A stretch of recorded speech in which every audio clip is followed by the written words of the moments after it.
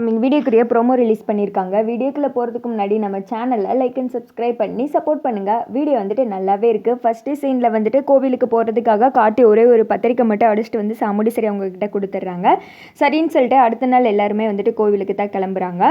அங்கிட்டு வந்துட்டு மகேஷையும் மாயாவையும் கூப்பிட்டுருப்பாங்கள்ல, அவங்க பார்க்கும்போதெல்லாம் மயிலுக்கு கடுப்பாக இருக்குது. எப்பா சிலம்போ, இவங்களை என் கண்ணு முன்னாடியே கொண்டு வரக்கூடாதுன்னு நினச்சா, ஆனால் இந்த அத்தை வாண்டடாக கொண்டு வந்து இவங்களையும் சேர்த்து இழுத்து விடுறாங்கப்பா.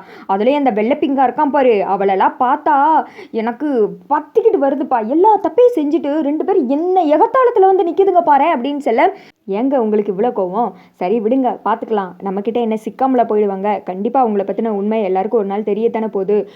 பொய்யை வந்துட்டு ரொம்ப நாள் மூடி வைக்க முடியாது அப்படின்னு சொல்ல, ஏதோ நீ சொன்னதுனால என் கையை கட்டி போட்டுக்கிட்டு இருக்கேன். அவளெல்லாம் பார்த்தோன்னா எனக்கு தூக்கி போட்டு மிதிக்கின்னு போலே வருதுப்பா. அதுலேயும் பக்கத்தில் அந்த காலப்பட்டன் எப்படி நிற்காம பாரு, ஒன்றும் தெரியாத பாப்பா மாதிரி விரல் வச்சா கூட கடிக்க தெரியாதுன்னு சொல்லுவான். ஆனால் எல்லா வேலையும் எப்படி அமுக்குனி மாதிரி செஞ்சுக்கிட்டு இருக்காங்க பாரு, இதுங்க இன்னும் நடமாடுது பாரு இந்த உலகத்தில் அப்படின்னு சொல்லிட்டு இருக்க. சரின்னு சொல்லிட்டு கோயிலுக்கு எல்லாருமே வந்துட்டு கிளம்பி போயிடுறாங்க.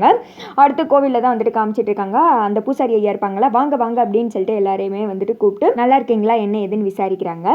பொண்ணுக்கு கல்யாணம்னு சொன்னீங்கம்மா, ரொம்ப கேட்குறதுக்கே ரொம்ப சந்தோஷமா இருக்கு. இப்போயாவது சாமியை பார்க்க வந்தீங்களே அப்படின்னு சொல்ல, ரொம்ப வேலை அதனால தான் வர முடியல அப்படின்னு சொல்லிட்டு சாமுண்டீஸ்வரி அவங்க சொல்லிட்டு அந்த பத்திரிக்கையை வந்துட்டு கொடுக்குறாங்க. அந்த தாம்பூலத்தட்டு எல்லாத்துலேயும் வந்துட்டு அந்த பத்திரிக்கையை வந்துட்டு மேலே வைக்கிறாங்க. ஆனால் இங்கிட்டு மயில் யாருக்கு தெரியாமல் ஒரு பிளான் போட்டிருக்காப்புல. பத்திரிக்கையை வந்துட்டு மயில் ஒன்று தனியாக ரெடி பண்ணியிருக்காங்க. அதில் வந்துட்டு மகேஷோட பேர் எடுத்துட்டு ரேவதி கார்த்திகேயன் அப்படின்னு சொல்லிட்டு கார்த்தியோட பேர் அடிச்சுட்டு, இதை எப்படியாவது அங்கே மாற்றி வைக்கணுமே, இதை வந்துட்டு நம்ம கார்த்திகிட்டே சொல்ல வேணாம், சொன்னால் கண்டிப்பாக மனசில் வந்துட்டு இதெல்லாம் இல்லை வேணாம் அது இதும்பா. ஆனால் கண்டிப்பாக நான் சொல்கிறேன், அந்த கடவுள் வந்துட்டு ரேவதியை இவன் கூட தான்ப்பா சேர்த்து வைக்கணும். ரேவதி கார்த்திகேயன் கூட சேர்த்து வச்சா தான் வாழ்க்கை நல்லாயிருக்கும் அப்படின்னு சொல்லிட்டு மயில் ஒரு பிளான் போட்டு எல்லாரும் அந்த திக்கம் போயிட்டு இருக்க சமயத்தில் இதில் ஒரு சின்ன மிஸ்டேக் இருக்குது. பேர் வந்துட்டு இவன் கிடையாது, மாப்பிள்ளை இவன் கிடையாதுப்பா அப்படின்னு சொல்லிட்டு பத்திரிக்கை தூக்கிட்டு மயில் வந்துட்டு ஒரு பத்திரிக்கை அடிச்சிருப்பார்ல, ரேவதி பேரையும் கார்த்தி பேரையும் சேர்த்து அந்த பத்திரிக்கை அதில் மாற்றி வச்சிடுறாங்க. பத்திரிகை வந்துட்டு நல்ல பூஜை நடக்குது, கல்யாணம் நல்லபடியாக நடக்கணும்னு சொல்லிட்டு வேண்டிக்கோங்க அப்படின்னு சொல்கிறாங்க. இந்த கோவிலில் வந்துட்டு வேண்டது எல்லாமே அந்த ஆத்தா வந்துட்டு நிறைவேற்றி கொடுப்பாரு அப்படின்னு சொல்லிட்டு பூசாரி வந்துட்டு சாமியோட பெருமை வந்துட்டு சொல்ல, இந்த பக்கம் நம்ம ரேவதி வந்துட்டு மனசில் வேண்டிக்கிறாங்க, எப்படியாவது என் கல்யாணம் நல்லபடியாக நடக்கணும், தீபாவை வந்துட்டு நான் வீட்டுக்கு கூப்பிட்டு வரணும் அப்படின்னு சொல்லிட்டு வேண்டிக்கிறாங்க. இங்கிட்டு வந்துட்டு நம்ம மயிலுக்கு தான் தெரியும்ல, அப்பாடா ஒரு வழியாக பத்திரிக்கை மாற்றி வச்சிட்டோம், சிக்காமல் இருந்தால் சரிதான், இல்லைன்னா அவ்வளோதான் கொத்துக்கறி ஓட்டுருவாங்க அப்படின்னு சொல்லிட்டு பயத்திலே இருக்க.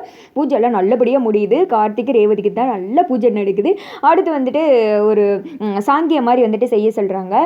இங்கேருந்து பொண்ணு மாப்பிள்ளை 2 பேருமே வந்துட்டு மாலையை தூக்கி சாமியோட கழுத்தில் போடணும். சரியாக மாலை வந்துட்டு சாமி கழுத்தில் விழுந்துருச்சுன்னா அவங்க கல்யாணம் நல்லபடியாக நடக்கும், அந்த சாமியை வந்துட்டு உத்தரவு கொடுத்ததா அர்த்தம் அப்படின்னு சொல்ல, ஃபஸ்ட்டு வந்துட்டு மகேஷ் தான் நான் போடுறேன் அப்படின்னு சொல்லி மகேஷ் தான் நிற்கிறாப்புல.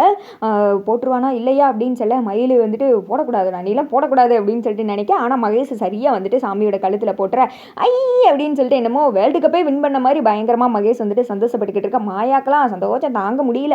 அடுத்து வந்துட்டு ரேவதி போய் வந்துட்டு போடணும். அப்போ திடீர்னு கார்த்திக் வந்துட்டு ஒரு ஃபோன் வருது, அதை பேசுறதுக்காக சாமிக்கு சைடில் போய் அங்கிட்டு போய் நிற்கிறாங்க.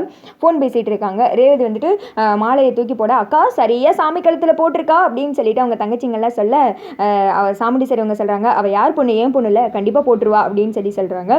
கரெக்டாக வந்துட்டு ரேவதி தூக்கி போடுறாங்க. ஆனால் சாமி கழுத்தையும் தாண்டி சைடில் போய் கார்த்தியோட கழுத்தில் விழுந்துருது. அதை பார்த்ததும் மயிலுக்கு சந்தோஷம் தாங்க முடியல. நம்ம என்னதான்ப்பா அந்த சாமியோட எண்ணமும், சாமியே 2 பேரையும் சேர்த்து வச்சிருச்சே அப்படின்னு சொல்லிட்டு பயங்கர சந்தோஷத்தில் இருக்காரு மயில். இங்கிட்டு வந்துட்டு கார்த்திக்கு பயங்கர ஷாக்கு, என்னடா என் கழுத்தில் வந்துட்டு ஒரு மாலை விழுகுதே அப்படின்னு சொல்லிட்டு ரேவதி திரும்பி பார்க்க, ரேவதி வீட்டில் இருக்கவங்க எல்லாரும் இப்படி ஆயிடுச்சே அப்படின்னு சொல்லிட்டு கார்த்தியவே அப்படியே குறுகுறுன்னு பார்த்துட்டு இருக்காங்க என்ன நடக்க போகுதுன்னு. அதோட பார்த்தீங்கன்னா இந்த வீடியோ வந்துட்டு முடிஞ்சிருது.